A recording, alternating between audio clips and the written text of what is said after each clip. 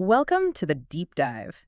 Today, we're tackling something we all do, but maybe don't fully appreciate: sleep. Exactly. We've got a stack of research here looking at how sleep hours connect to immune function, even things like vaccine effectiveness, cancer risk, autoimmunity. It's a huge topic. So, our mission today is really to pull out the science, the sort of non negotiable links between getting enough rest and how well our body defends itself. And give you some actionable knowledge, right? Because the sources suggest sleep isn't just nice to have.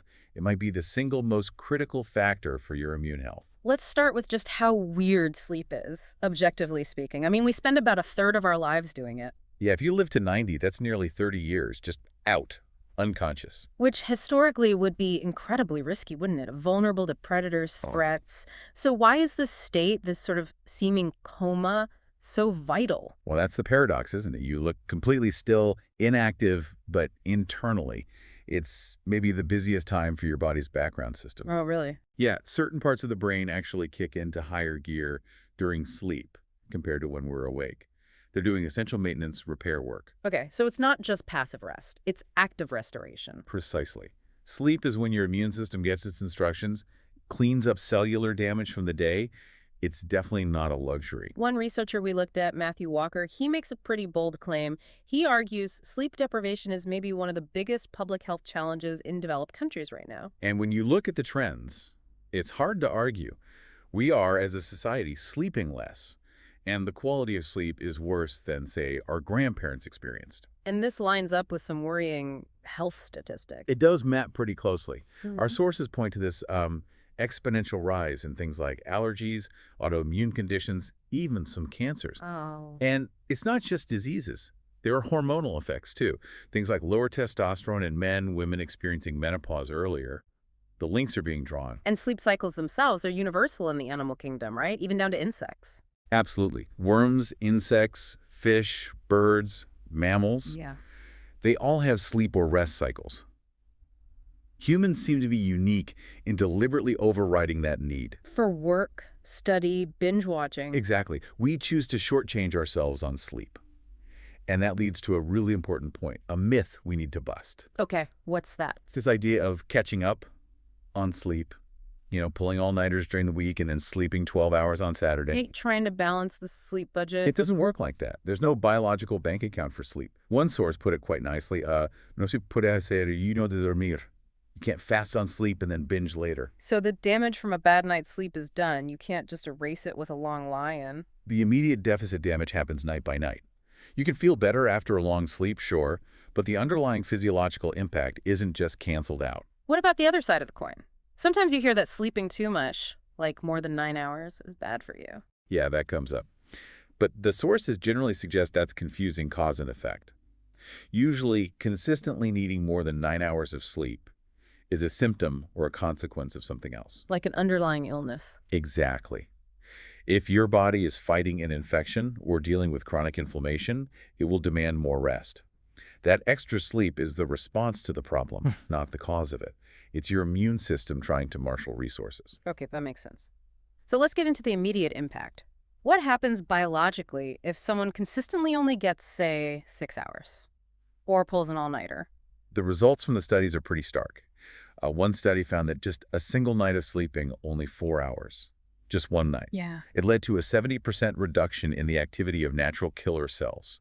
These are crucial anti-cancer immune cells. 70% from one night of bad sleep. 70% drop in those key surveillance cells. That's actually shocking. What does that mean for the average person that kind of hit to their defenses? It means your first line of defense against abnormal cells is seriously compromised, even temporarily.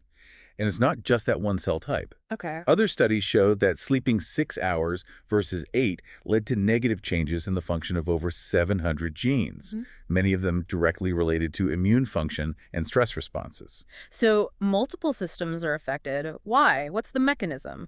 Why does being tired make our immune system take such a nosedive? It seems to come down to hormones, specifically cortisol. Poor sleep, especially chronic poor sleep, leads to elevated nocturnal cortisol. Right, the stress hormone. But why would that shut down immunity? Well, think about it from an evolutionary perspective. If your cortisol is high late at night, your body doesn't interpret that as, oh, I'm worried about work tomorrow. It interprets it as an immediate physical threat, like a predator is nearby. Okay, so it triggers an ancient alarm system. Exactly. And in that high alert fight or flight state, the body makes a tough decision. It basically says, dealing with that slow-moving virus or bacterium, not the priority right now. We need all energy available to escape this immediate danger. So immunity gets deprioritized, actively suppressed. Actively reduced. The body thinks it can't afford the energy cost of immune surveillance or cellular repair if it might need to run for its life any second. And in modern life, that predator is chronic stress, deadlines, worries. But the physiological response is the same. We're constantly telling our body to sacrifice long-term health for perceived immediate survival. That seemed to be the implication. Yeah. That constant low-grade alarm state hinders those vital repair processes that happen during deep sleep. Okay, so that's the why. Let's talk about the how. When our immune system is actually fighting something, like the flu, where does that incredible fatigue come from? You mentioned energy. Right. It's like an internal energy war. A fully activated immune response is incredibly energy intensive. We're talking upwards of 500 calories a day, mostly demanding glucose. 500 calories, just for the immune system. Just for the fight. And those immune cells are in direct competition for that glucose with your brain and your muscles. Ah, okay. So that explains why you feel so physically drained and mentally foggy when you're sick. It's not just a side effect, it's almost a strategy. The body is deliberately diverting resources. Immune signaling molecules, like cytokines, interleukin-1 is a key one. They consume huge amounts of glucose to coordinate the attack on pathogens. So less glucose gets to the brain. Exactly. And that reduction in fuel for the brain leads to lower production of dopamine, the motivation molecule. Which makes you feel lethargic, uninterested, almost depressed. You just want to lie still. Precisely. It's the body enforcing rest. Conserve energy, physically and mentally. Which is why, trying to push through and exercise or work intensely when you're properly sick, it's usually counterproductive. You're stealing resources from the immune fight. This brings us to something really practical for listeners. This sleep immunity link, it works both ways. Absolutely. Good sleep strengthens your defenses against getting sick in the first place, but it also impacts how well proactive measures work, specifically vaccines. How so? Good sleep demonstrably improves vaccine efficacy, the immune response that generates those crucial long-lasting antibodies after a vaccine. That response is significantly shaped and strengthened during deep sleep phases. Okay, that is incredibly useful to know. So if you've got a vaccine appointment coming up, the advice is clear. Really try to prioritize good sleep the night before you get the shot, and especially the night of the vaccination itself. That helps your immune system build the best possible long-term memory from the vaccine. such a simple thing that could make a real difference in protection. It really can. So given how vital this all is, we need a practical toolkit. Hmm. How do we navigate modern life to protect our sleep? Well, one source mentioned something fascinating. In some traditional pre-industrial societies, they apparently don't even have a word for insomnia. Because it doesn't really exist there. It suggests insomnia is largely a self-inflicted problem of modern living. We've introduced things that disrupt our natural sleep. Okay, so what are the key disruptors we need to manage? What's in the toolkit? We can think of it as maybe 4 key things to avoid for better sleep hygiene. All right, number 1. Avoid high temperatures. Our bodies are programmed to sleep when the environment cools down, mimicking sunset. Right. To get into and stay in deep sleep, your core body temperature needs to drop slightly. The ideal room temperature is actually quite cool, somewhere between 18 and 21 degrees Celsius. That's about 64 to 70 Fahrenheit. Pretty cool. Yeah, if your room's too warm, your body struggles to cool down, and that fragments your sleep. Simple things like ventilating the room before bed or even a lukewarm shower can help signal that temperature drop. Okay, cool rooms. Number 2. Avoid light, especially blue light, near bedtime. We live in a state of darkness deprivation. That's a good way to put it. Even small amounts of light from a phone screen, a TV left on, even street lights leaking through curtains. It gets through your eyelids. They aren't totally opaque. And the brain registers that. Oh, absolutely. Yeah. That light hits specialized cells in your eyes that talk directly to your brain's master clock, this suprachiasmatic nucleus. That then tells the pineal gland to stop producing melatonin, the darkness hormone. So even if you do manage to fall asleep with the TV on, the quality is compromised because your brain thinks it's still daytime or alert time. Precisely. You're not getting the deep restorative sleep you need because the darkness signal is missing. Makes sense. Okay, number 3 to avoid. Irregularity. Our bodies thrive on rhythm and predictability.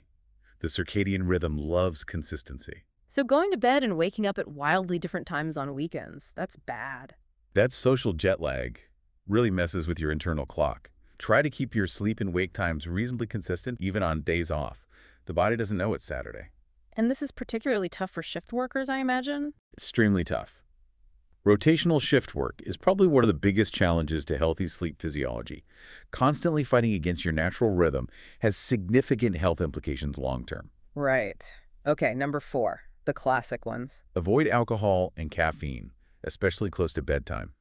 We need to understand why, though. Okay, alcohol first. It makes you sleepy, right? Helps you nod off. It's a sedative, so yes, it can help you fall asleep faster, but, and this is crucial, it heavily suppresses REM sleep. The rapid eye movement stage, why is that bad? REM sleep is vital for emotional processing, memory consolidation, creativity.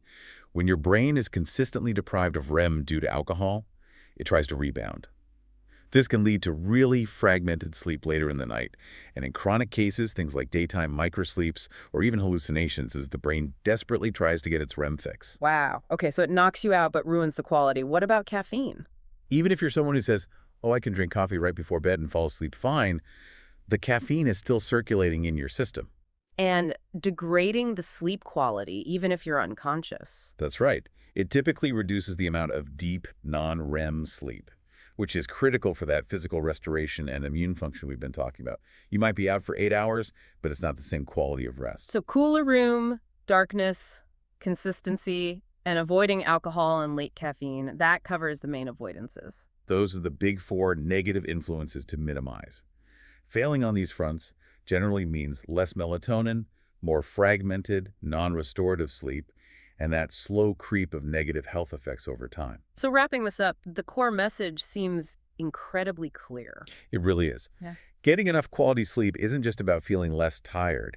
It directly impacts your risk of infection, how long you might stay sick, how severe your symptoms are, even how much pain you might feel after something like surgery. It's foundational for health. Absolutely. It's not negotiable if you want your body's defense systems working optimally. And a final thought for people to maybe reflect on.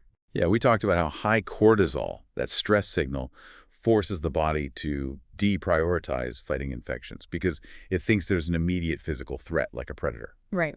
So the question to ask yourself is, what are the modern predators in your life?